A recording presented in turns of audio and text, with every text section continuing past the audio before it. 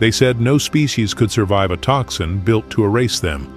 But when the countdown began, 12,000 alien soldiers whispered one word: Mom. Tell me, what kind of universe fears love that much? Comment where you're watching from and subscribe to join humanity's next story. The wrench slipped again, and Helen Carter's knuckles scraped against the tractor's rusted undercarriage. She was 59 years old, and her hands still remembered how to fix things. Engines, wounds, broken machinery, everything except the one thing that mattered. The Kansas wind carried the smell of corn and diesel as she wiped grease on her jeans. Through the farmhouse window, she could see Evan moving in the kitchen, his shoulders tight with the same tension he'd carried since his father's funeral 7 years ago, the same shoulders she used to patch up after playground fights back when he still let her touch him. She'd been listening to old voicemails again, her husband's voice crackling through a dying comm system on some distant battlefield. Tell Evan I love him. Tell him I'm coming home. But James Carter hadn't come home. He'd come back in a flag-draped box, and somehow, in Evan's grief-twisted logic, that had become her fault. Helen washed her hands 3 times before starting dinner. Pot roast, the way Evan used to love it. Mashed potatoes with too much butter. Green beans from the garden. She set the table like she was preparing for surgery. Everything precise. Everything perfect. Everything desperate. Evan barely looked at the food. He pushed potatoes around his plate while checking his data pad, his eyes reflecting the cold glow of engineering schematics. He was chief engineer for the Union fleet now. Important, successful, unreachable. The Prometheus passed her final trials, Helen tried. You must be proud. That's the ship you've been designing for 3 years, isn't it? The one with the new propulsion system? Mom. He set down his fork with the careful control of someone who'd been holding back for too long. Why are you still here? The question hung in the air like smoke. Helen's hands found each other under the table, fingers interlacing the way they used to when James would hold them. This is my home, honey. Our home. No. Evan stood up, his chair scraping against the floor with a sound like breaking. This was Dad's home. You were never here. You were always out there, saving the universe, fixing everyone else's problems. You saved 1,000 soldiers, but you couldn't save him. Evan, that's not... You're not welcome in my house anymore, Mom.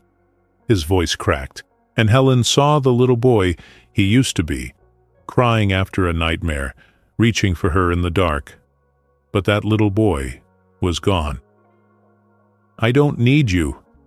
She stood slowly, her body heavy with the weight of words that couldn't be taken back. She wanted to shout, to cry, to shake him until he understood. But mothers who break learn to leak from the inside, where no one can see. Son, hurry, she said quietly. One day you'll understand what it means to need someone. She picked up her jacket, her keys, her medical bag from the war. Everything else could stay. Evan turned his back to her, staring out the window at fields his father had planted. Helen drove through rain that smelled like rust and regret. Her hands didn't shake until she was 5 miles from the farm, and even then, she didn't cry. She'd learned long ago that tears were a luxury medics couldn't afford. The road disappeared behind her, and Helen Carter drove into the dark, looking for somewhere anywhere that might still need fixing. The Union Humanitarian Corps Recruitment Center smelled like disinfectant and desperation.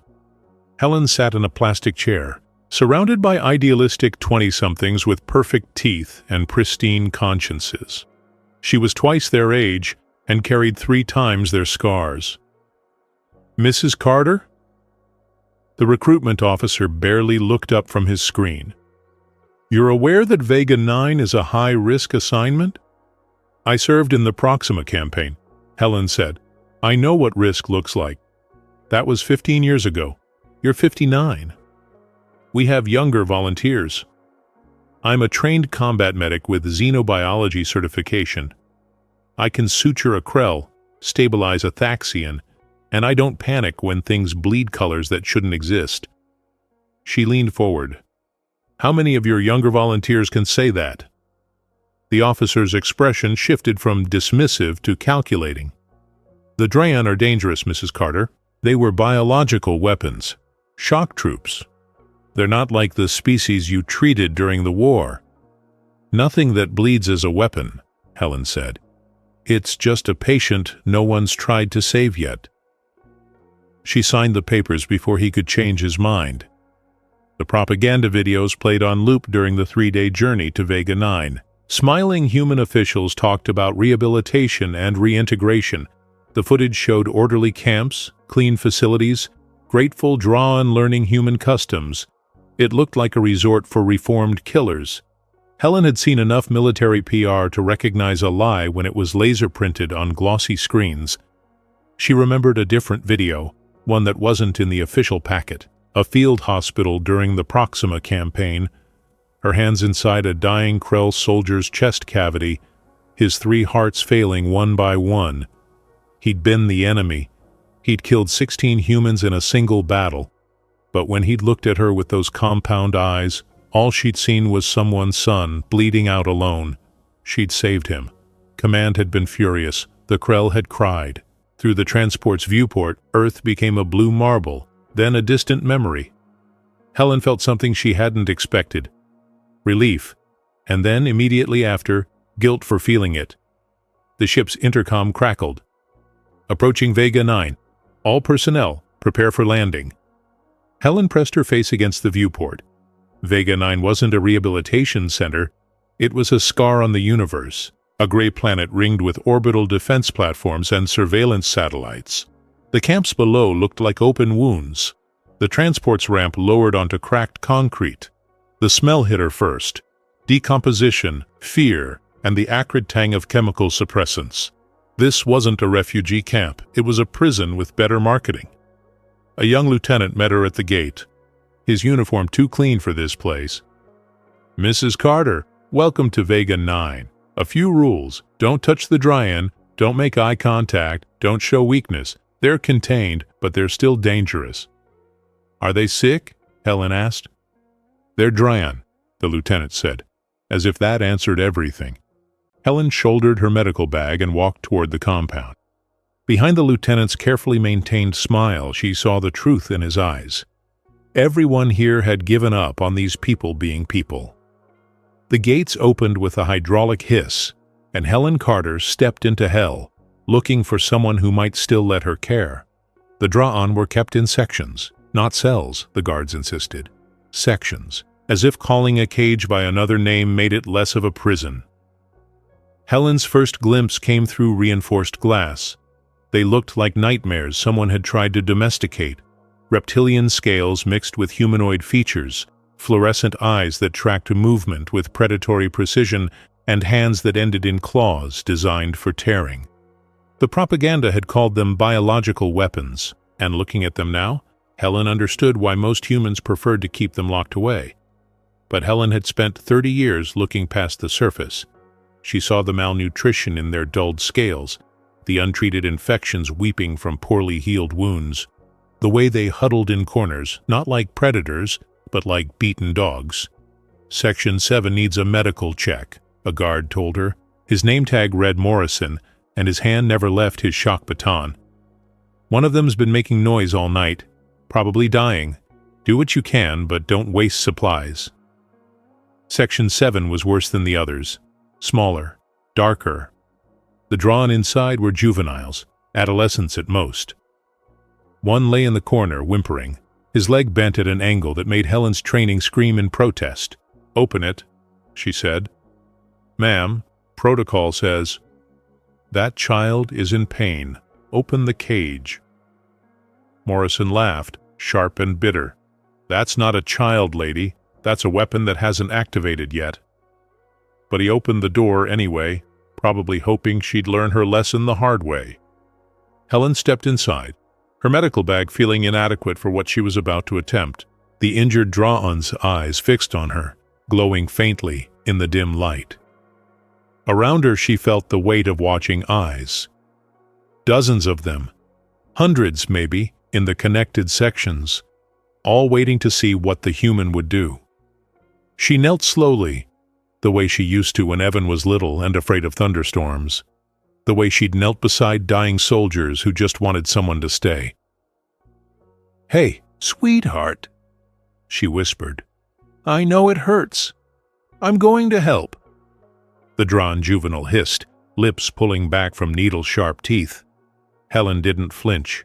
She'd been bitten before, clawed before, nearly killed by patients who didn't understand she was trying to save them. Fear she understood. Trust took longer. She opened her bag, moving slowly, showing him each tool: scanner, bone knitter, antiseptic. The juvenile's eyes tracked everything, intelligence sharp behind the pain. When she touched his leg, he struck. Teeth sank into her forearm, breaking skin, drawing blood that looked too bright against her pale skin. Morrison shouted, reaching for his baton, but Helen raised her other hand. "Stop! He's scared!" The drawn's jaws remained locked on her arm. Helen didn't pull away. She just kept talking, voice steady despite the pain radiating up her nerves. I know it hurts, but I'm not leaving. I'm not going to hurt you. I promise." Slowly, degree by degree, the pressure released. The juvenile let go, eyes wide, confused. Helen calmly wiped the blood from her arm and went back to examining his leg. "Carl," the drawn whispered, the word harsh and guttural. "What does that mean?" Helen asked, working the bone knitter over the fracture. From the shadows, an older voice answered in broken English. "It means pain. It means mother. Same word. We do not separate them."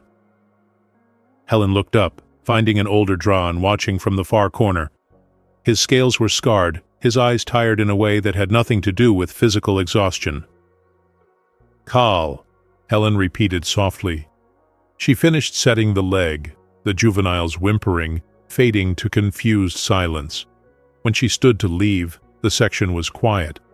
Every Drayon was watching her, not with hunger or hatred, with something else, something that looked dangerously like hope. They expected her to run. She'd stayed. That was the mistake that would save a galaxy. Helen came back the next day, and the day after that, and every day for 3 weeks, until the guards stopped questioning her and the Drawn stopped looking surprised. She brought actual medical supplies, requisitioned from the camp's hoarded stores. She brought clean water. She brought something the Drawn hadn't seen in years: consistency. The juvenile with the broken leg, who she'd learned was named Reth, followed her everywhere now. He'd appointed himself her shadow, translator, and apparently bodyguard.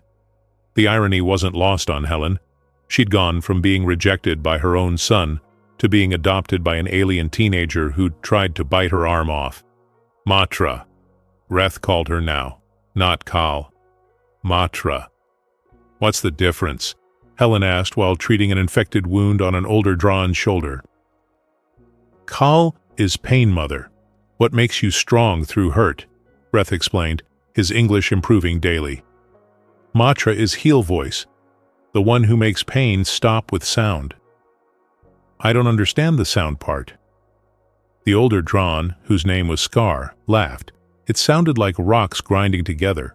But Helen had learned to recognize joy in strange packages. "You sing, human. While you work, you sing like you believe we are worth music." Helen hadn't even realized she'd been doing it. Old habits from field hospitals, she supposed. Singing to keep patients calm, to keep herself calm, to fill the terrible silence of people dying too young. That afternoon, she had to perform field surgery on a Drawn named Kresh, who'd developed an abscess spreading toward his vital organs. No anesthesia, no proper surgical suite. Just her kit, and an alien terrified of dying alone. "This is going to hurt," Helen warned him, "but I need you to stay still." Kresh's eyes rolled with fear. Around them, other Drawn pressed against the fencing, watching, waiting to see if the human would fail, if their fragile hope would die with Kresh.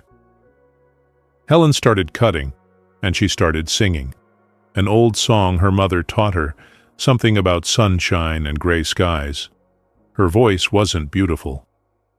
James used to joke that she sounded like a wounded cat, but it was steady, and it was there, and it filled the terrible space where screams would have been. Kresh whimpered, but he didn't thrash. Helen's hands worked with the precision of decades, removing infected tissue, cleaning, suturing, and she kept singing. Something strange happened. Other Dran began to hum, their voices guttural and off-key, trying to match her melody. They didn't understand the words, but they understood that someone was finally singing for them, not about them. When Helen finished, Kresh was alive. The Dran were singing. She started teaching them after that. Basic first aid, how to clean wounds, how to recognize infection, how to take care of each other. The guards watched nervously, but Colonel Crown, the camp's commanding officer, seemed pleased. Pacified Dran were easier to control.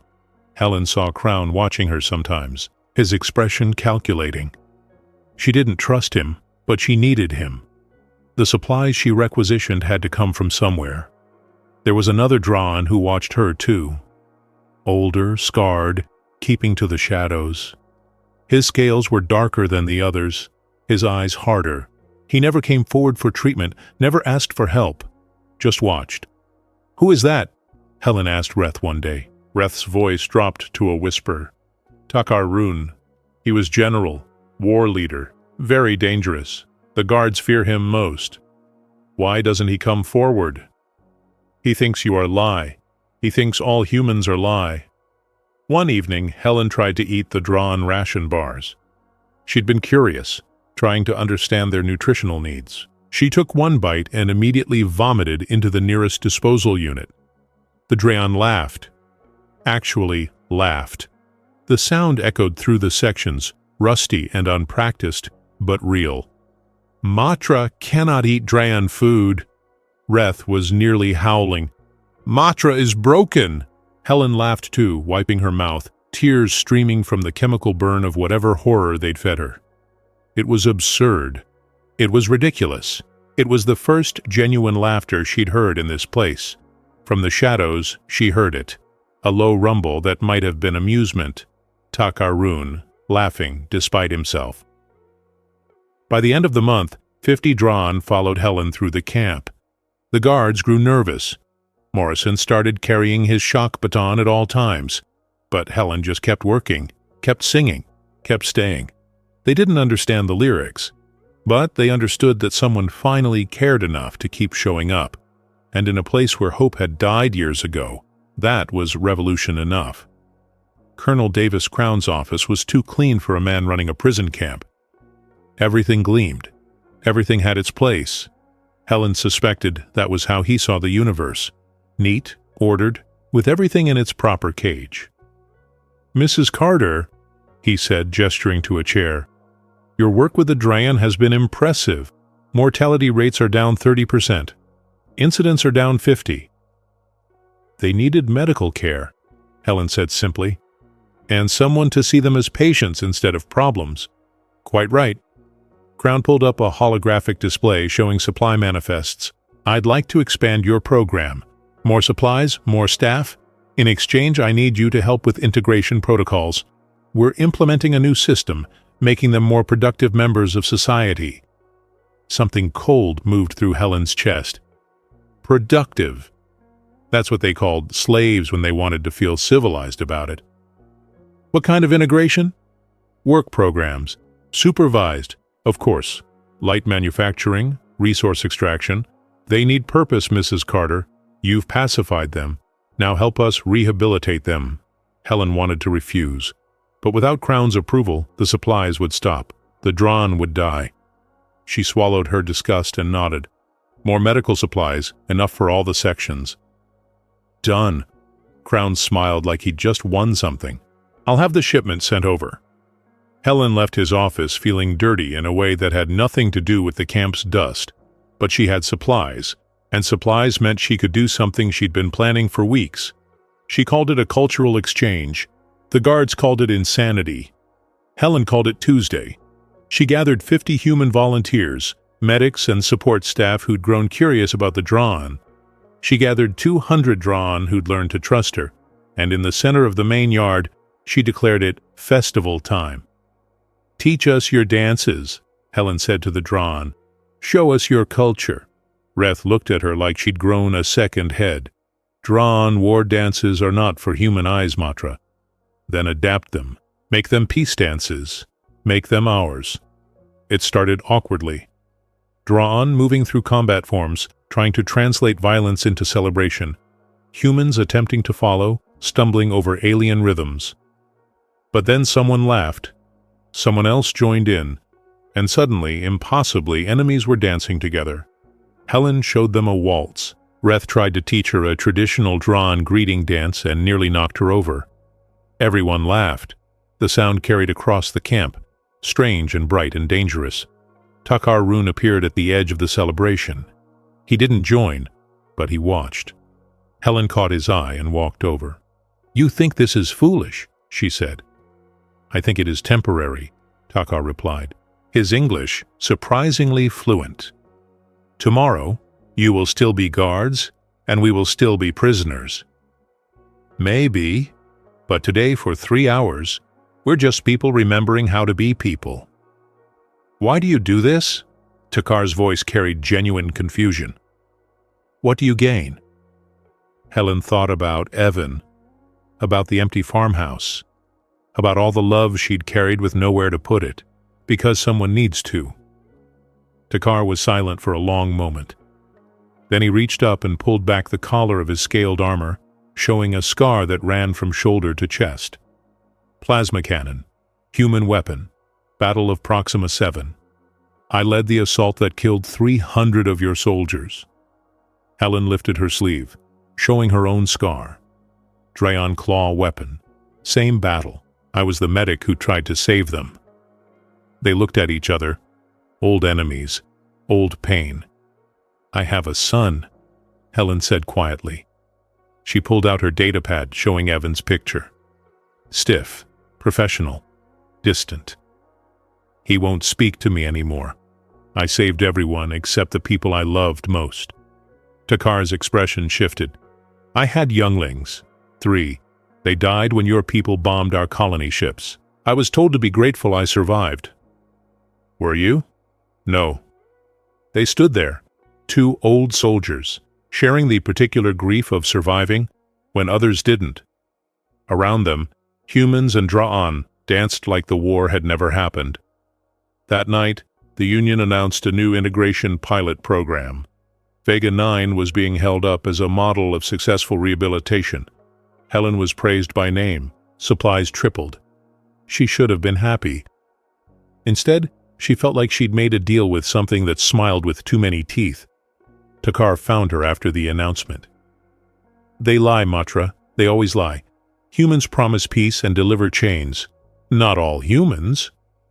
"No," Takar agreed, looking at her with something that might have been respect or might have been pity. "Not you. That is why you are dangerous. You make us believe things could be different." "Could they?" Takar didn't answer. In the distance, Crown was watching them, making notes on his datapad, planning something Helen couldn't see but could feel in her bones. They danced with soldiers who'd been programmed to kill. And for 3 hours nobody remembered they were supposed to be enemies. But somewhere in the dark, someone was counting the cost of hope. Helen found the storage facility by accident. She'd been looking for the new medical supplies Crown promised, following a maintenance route marked on an outdated map. The door was locked, but the lock was cheap. After 30 years of field work, Helen knew how to get into places people didn't want her to be. The supplies were there, all of them. Boxes stamped with medical insignias, nutrition packs, water purification tablets, antibiotics, enough to keep the camp healthy for months, all of it sitting in a locked warehouse while Drawn died from treatable conditions. Helen's hands shook as she took photos. Her vision blurred with rage, so pure it felt like drowning. She found Crown in the officer's mess, eating real food, drinking real coffee, the kind of luxury that didn't exist in the camp proper. "You're killing them," Helen said, loud enough that every officer in the room turned to look. Those supplies you promised, they're sitting in Warehouse 7 while people die. Crown's expression didn't change. Mrs. Carter, I think you're confused. Those supplies are being distributed according to proper protocol. I have photos, timestamps, inventory records. Do you? Crown stood slowly. And what do you think will happen if you share them? You'll be removed from Vega 9. The Drawn will lose their precious matra, and the supplies will continue to be distributed according to my protocol. He leaned closer, voice dropping. You're old. You're replaceable. They are not your children, no matter what names they call you. Helen's fingernails cut into her palms. Morrison stepped forward, hand on his shock baton, waiting for an excuse. She wanted to hit him, wanted to scream, wanted to burn the whole corrupt system to ash. But she was one woman, and this was an empire built on looking the other way. You're right, she said quietly.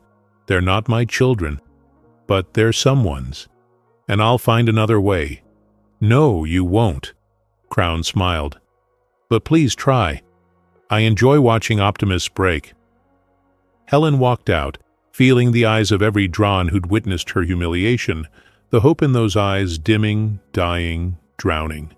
Takar found her that night, sitting in the medical bay, staring at her hands. You should leave, he said, before they make you disappear. I can't. You must. We are not worth your life, human. Don't call me that. Helen's voice cracked. I have a name. Use it. Helen. Takar said it carefully, like he was testing the weight of humanity. You cannot save us. No one can. You don't know that.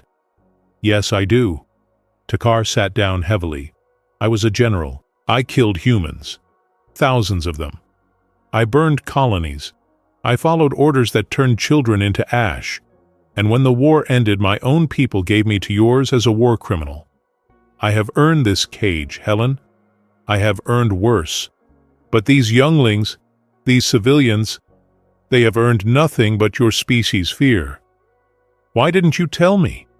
Would it have mattered? Helen thought about the soldiers she'd tried to save, the ones who'd begged her to let them die, the ones who'd killed friends and couldn't live with the memory. No, she said finally. It wouldn't have. Takar laughed, bitter and broken. You are a fool, Helen Carter, a beautiful, stubborn fool. That is why I cannot let you die here. Then help me. Help me find a way to... Her datapad chimed. A message. Official Union seal. She opened it with trembling fingers. Chief Engineer Evan Carter was being dispatched to Vega 9 for facility inspection. He would arrive in 5 days to investigate reports of irregularities in camp management. Helen read it 3 times, then 4. Then she stopped counting. Matra? Reth appeared in the doorway, worry etched across his juvenile features. You look like someone died. Not yet, Helen whispered, but something had. Some small, protected piece of her heart that still believed she could keep her 2 worlds separate.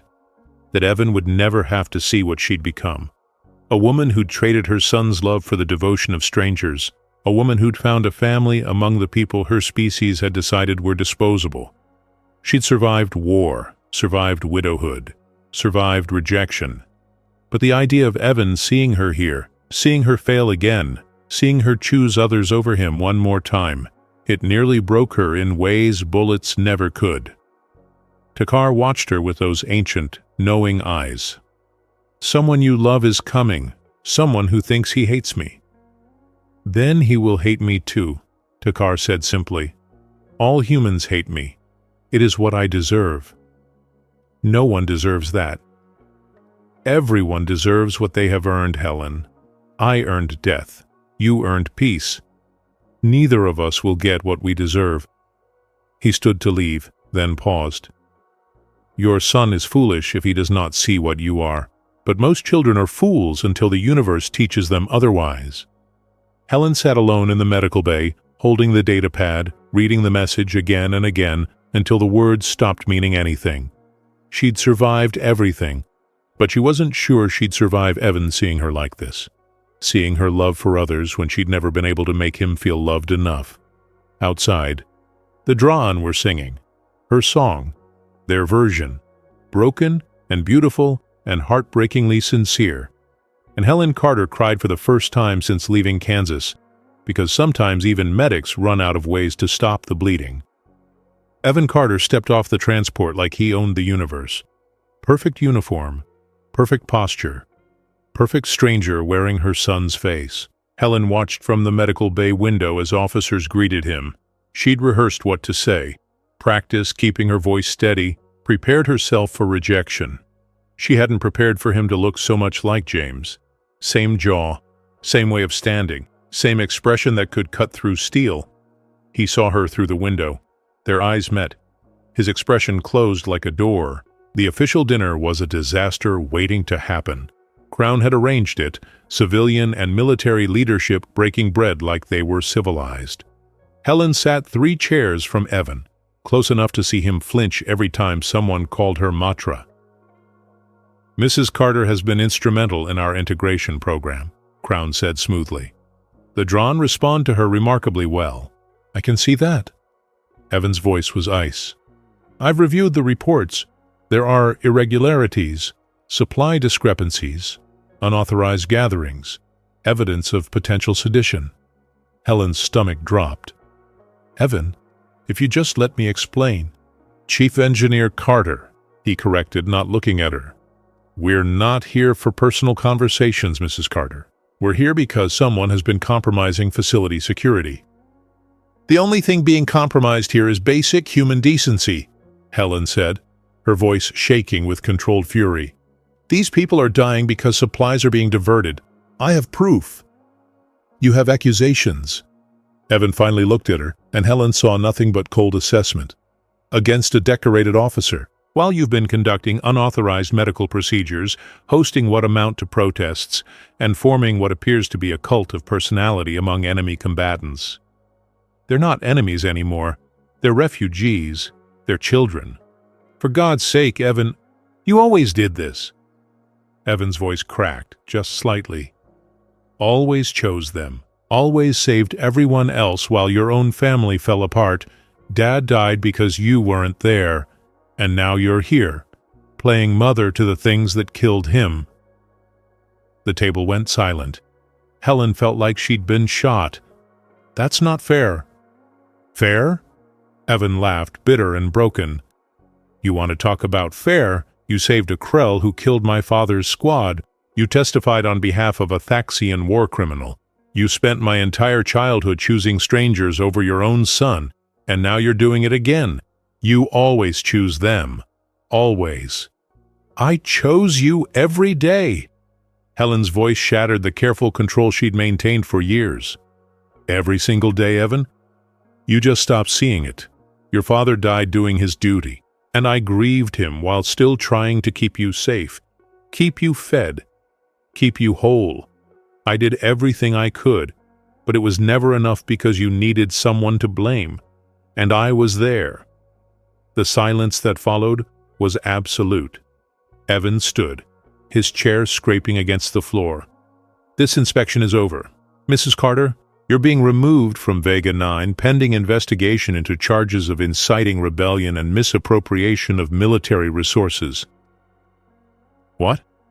Crown produced a datapad, his expression professionally sympathetic. "I'm sorry, Mrs. Carter, but we've discovered evidence that you've been encouraging the Drawn to resist integration protocols, unauthorized communications, plans for coordinated disobedience. It's all here." Helen looked at the fabricated evidence, at Crown's satisfied smile, at her son's face carved from ice and old pain. "You planted this. Prove it," Crown said simply. Morrison and 2 other guards moved forward. Helen stood on shaking legs. Through the window she could see Drawn gathering. They'd heard. They knew. "Matra," Reth's voice carried across the compound.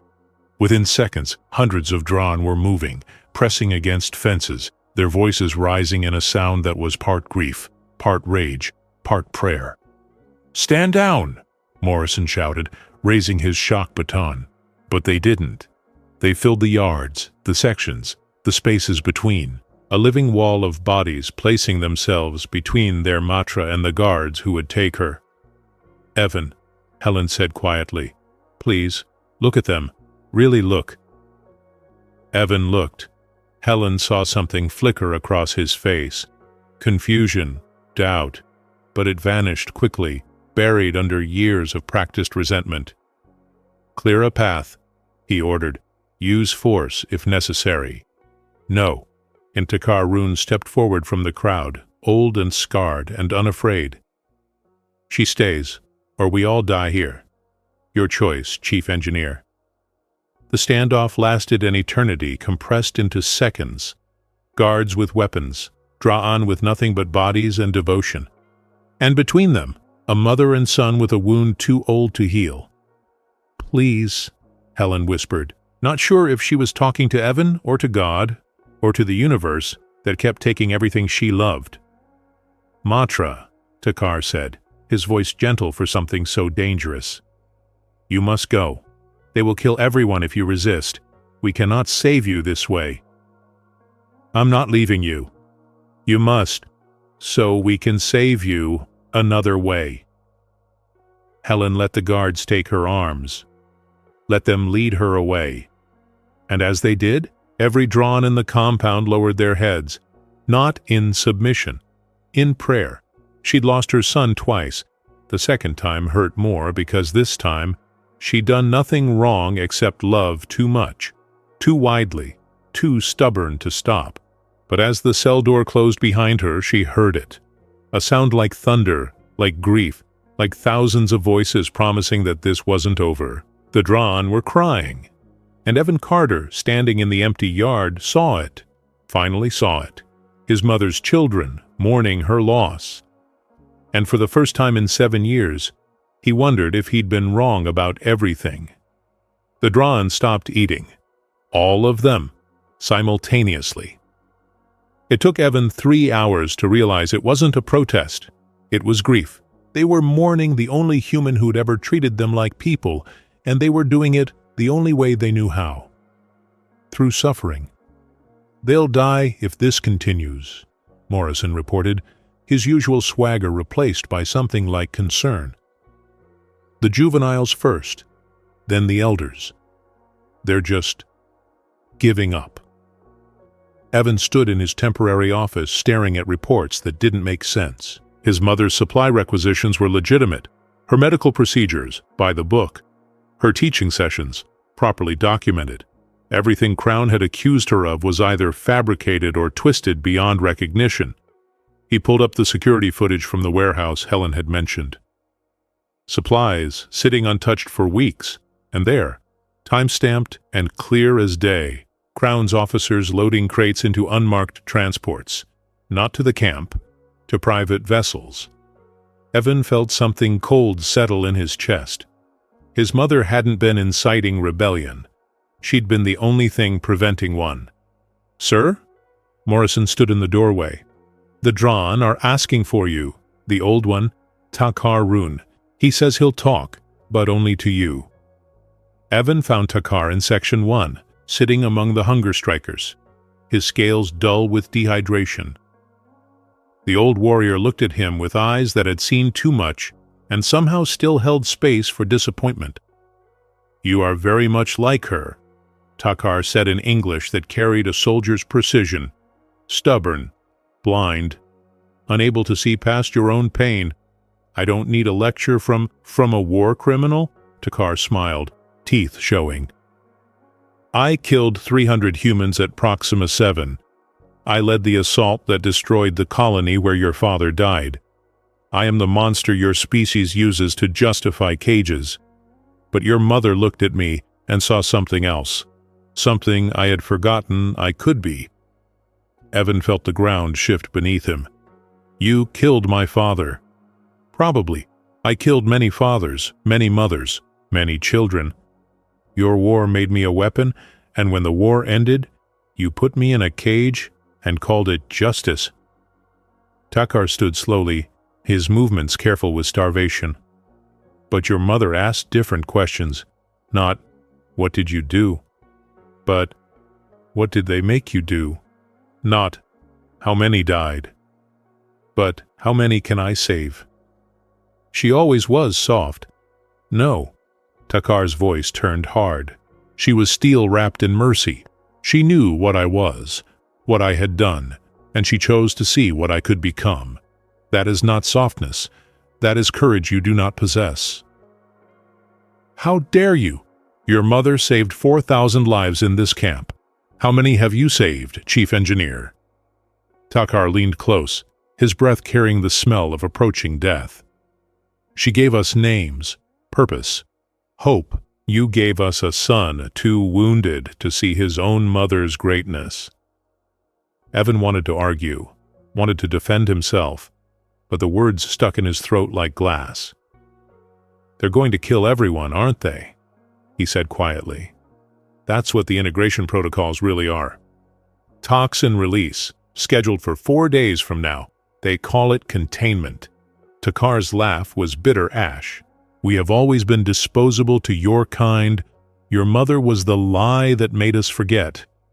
Evan pulled up his datapad, digging through classified files he shouldn't have access to, but he was chief engineer of the Union fleet, and he knew how to break into systems that were supposed to be secure. There it was. Operation Clean Slate. A toxin engineered to target Dryan physiology. Deployment in 72 hours. Authorized at the highest levels of Union command. Oh, God, Evan whispered. This isn't containment. This is genocide. Yes. Takar sat back down, his strength failing. Your mother discovered this. She tried to stop it. That is why they are removing her. But it does not matter now. She is gone. We will die, and the universe will forget we were anything but monsters. Evan stared at the old warrior, seeing not a killer, but a soldier who'd been used and discarded, like his father, like his mother in a different way, like everyone who'd ever believed in duty and honor, and found only betrayal. No, Evan said. No, that's not how this ends. He found his mother in her cell, sitting in the dark, singing softly to herself. The same song she used to sing when he had nightmares, when his father was away, when the world felt too big and too scary, and only her voice could make it small enough to survive. Mom, Evan said, and the word felt foreign in his mouth after years of avoiding it. Helen looked up, hope and pain warring across her face. Evan, I'm sorry. I'm so sorry. I didn't understand. I didn't see. But I'm seeing now. Helen stood slowly, coming to the cell bars. What changed? Takar told me how many lives you saved. I realized I couldn't count how many I'd saved. I've been building weapons, building walls, building everything except bridges. Evan's voice cracked. I blamed you for Dad's death because it was easier than blaming the universe, or him, or myself for not being enough to make you stay. Oh, honey. Helen reached through the bars, and Evan took her hand. I never left. You just stopped looking. I know that now, but we don't have time for me to process my feelings about terrible parenting. I wasn't terrible. You were absent, but you were also right, and I was a child who needed someone to blame. Evan pulled up his datapad, showing her the orders. They're going to kill everyone. We have 72 hours. Helen read the orders, her face going white, then red with fury. Then we have work to do. How many ships can you access? 3 transports. Maybe 4 if I call in favors. That's not enough for 12,000. I know. Evan met his mother's eyes. But it's what we have, so we improvise. You're good at that, right? Helen laughed, the sound breaking into something between sob and prayer. I'm excellent at that. Within an hour, Evan had released his mother. Within 2, they had a plan that was 60% hope and 40% insanity. Within 3, they had allies, 200 human volunteers who'd grown tired of following evil orders, and 4,000 Dra'an who would follow their mantra into hell itself. Takar found them in the command center, planning evacuation routes. You are both fools, he said approvingly. "I should hate you, Chief Engineer. But your mother taught me that hate is a luxury the dying cannot afford." "You're not dying," Evans said. "None of you are. Not if I have anything to say about it." "Your mother also taught me something else." Takar placed a hand on Evans' shoulder, claws gentle. "She taught me that family is not blood. It is choice. And you, angry little human, have finally chosen correctly." Evan looked at his mother, at the Dran gathering around her, at the impossible task ahead. He'd come to judge. He'd ended up learning what humanity actually meant. "Let's go save some lives," he said. "Mom can show me how it's done." Helen smiled, tired and fierce and unbreakable. "Stick close, honey, and try to keep up." In 72 hours, they would either save 12,000 lives or die trying. But for the first time in 7 years, Helen and Evan Carter were working together, and the universe was about to learn that there was nothing more dangerous than a mother who'd been told her children were acceptable casualties. The evacuation began at midnight. 4 transport ships, 12,000 Dryan, 72 hours before genocide. The math didn't work. It never worked. But Helen had learned long ago that impossible just meant nobody had been stubborn enough yet. 3 trips per ship, Evan calculated, piloting the lead transport himself, the USS Prometheus groaning under 4 times its recommended capacity. "We can get maybe 8,000 out before the toxin deploys." "Then we get 8,000, Helen said from the medical bay, treating injured Dran as they loaded, "and we pray someone stops the deployment."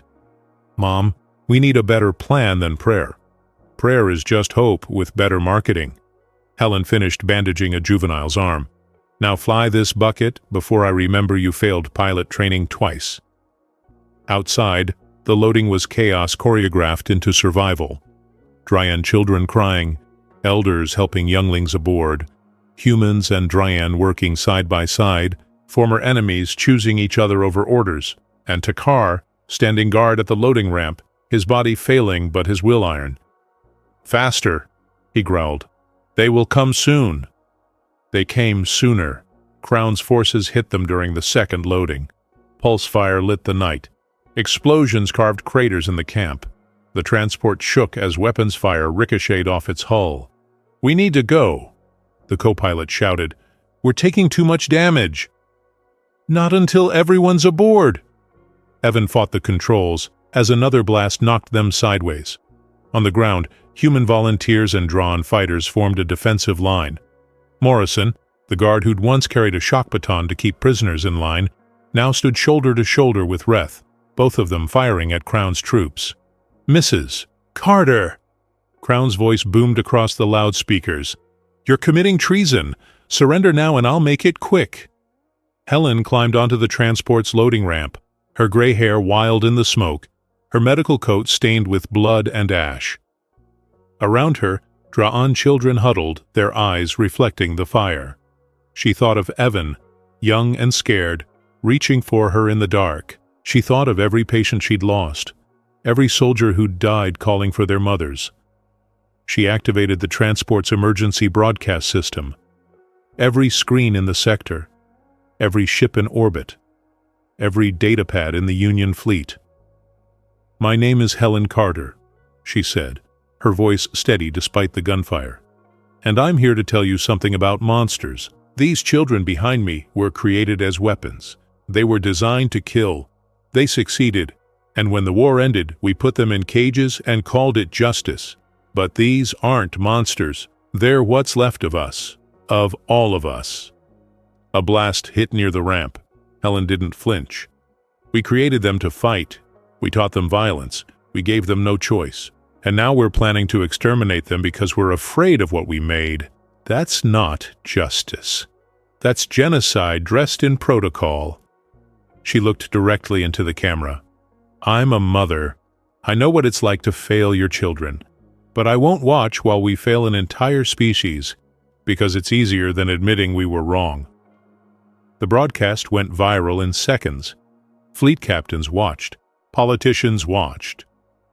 Citizens across 100 worlds watched a gray-haired medic stand between children and execution.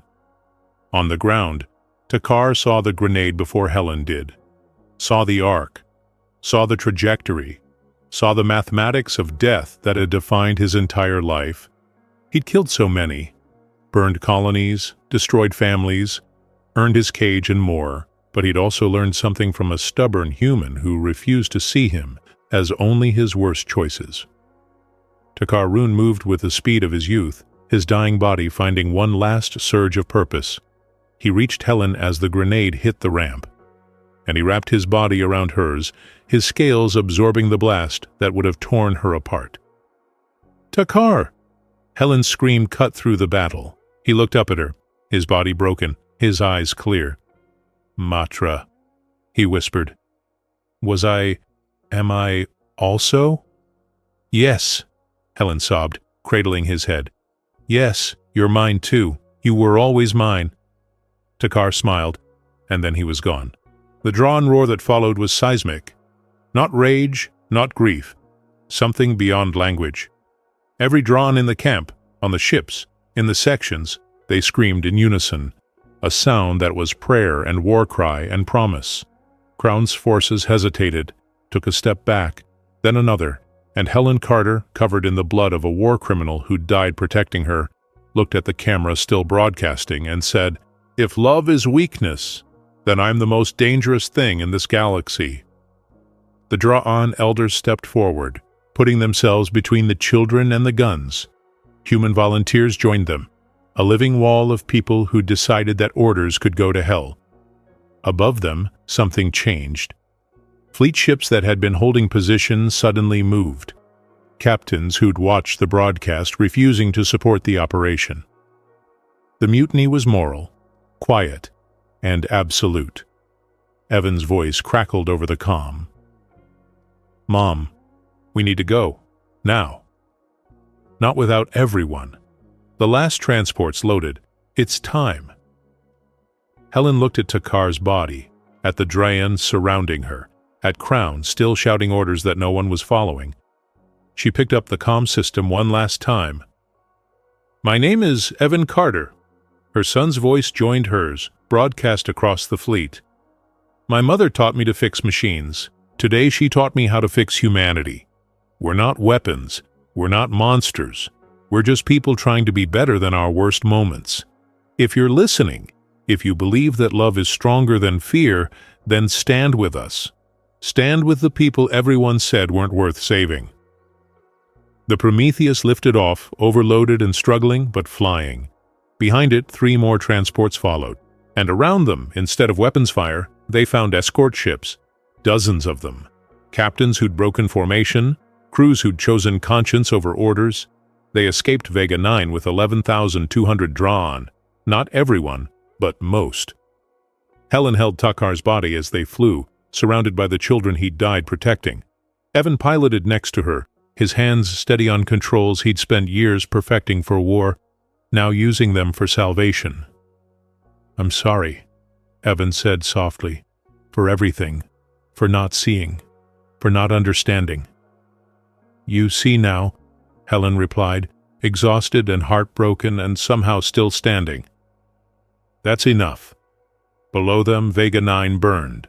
Above them, the stars waited. And between them, a mother and son who'd finally found each other again, surrounded by thousands of lives that mattered precisely because someone had decided they did. They said love was weakness, so she loved so hard it broke an empire, and in the end, that was the most human thing anyone had ever done. 3 months later, Helen Carter walked with a limp. The blast that killed Takar had broken 3 of her ribs and shattered her left knee. The medics said she'd need a cane for the rest of her life. Helen told them that was fine. She'd spent enough years running. Now she could afford to slow down. Nova Matra was beautiful in the way that all new beginnings are. The planet had been uninhabited, a Union terraforming project abandoned due to budget cuts. After the Vega 9 scandal went public, after 36 officers including Crown were court-martialed, after the Union was forced to reckon with what they'd nearly done, they'd offered the Drayan this world. Not as prisoners, as citizens.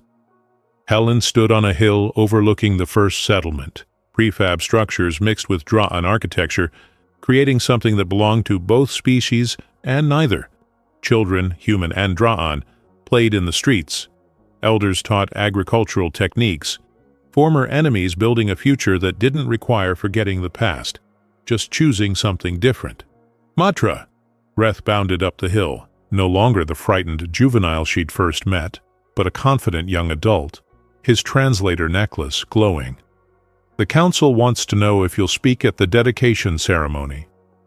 I'm not much for speeches. You broadcast our existence to 1 billion humans. I think you can handle a few hundred Dra'an. Helen smiled. Reth had his mother's stubbornness. She'd learned that during the evacuation, when he'd refused to board until every younger child was safe. She'd also learned that his mother had died in the war, and he'd spent 5 years in that cage waiting to die with her memory. Now he was studying xenobiology, talking about becoming a medic, about treating anyone who needed help regardless of species. The cycle continuing, healing passing from generation to generation. "Tell them I'll come," Helen said, "but only if you stop calling it a dedication and start calling it a party. We've earned some joy." The sound of a transport landing pulled her attention. Her heart recognized the engine signature before her brain processed it. The USS Prometheus, older now, more scarred, but still flying. Evan emerged carrying flowers from Kansas. Yellow ones, her mother's favorite. "Hey, Mom," he said, and the words came easier now, worn smooth by 3 months of learning how to be family again. "Hey, honey." Helen accepted the flowers, their perfume carrying memories of home. "How was the flight?" "Long, bureaucratic. The Union wants me to design residential ships for relocated populations. Apparently, saving lives is more profitable than creating weapons." Evan sat beside her on the hill, their shoulders touching.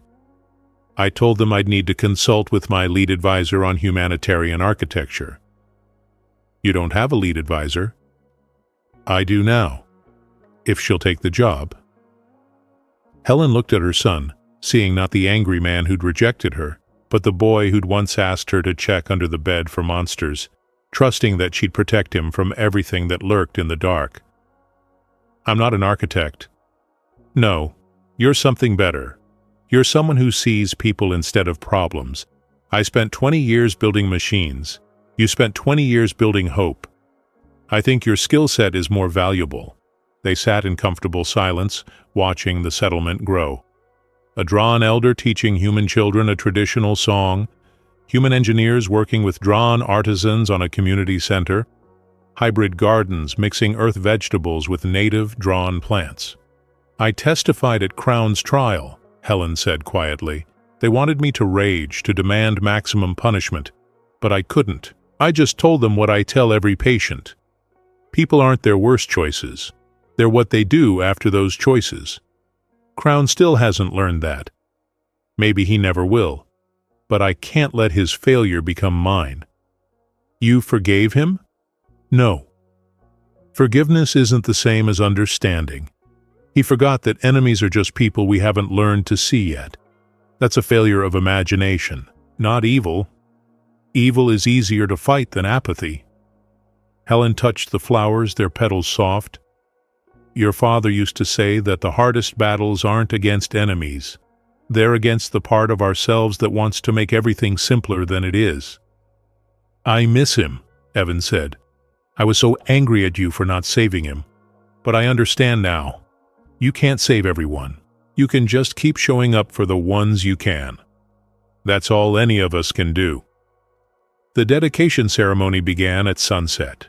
Thousands gathered in the central plaza. Humans and Dra'an standing together, no fences, no sections, just people who'd decided to try.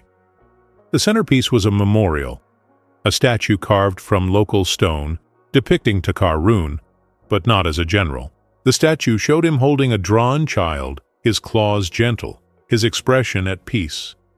Beneath it, an inscription in 3 languages, English, Dra'an, and binary for the ship AIs that had helped them escape. He was a weapon. He became a protector. He died free. Helen placed flowers at the base, her hands shaking. Around her, Dran hummed a traditional death song. Human volunteers added their own harmonies. The result was imperfect, dissonant in places, but beautiful in its attempt. After the memorial, the real party began.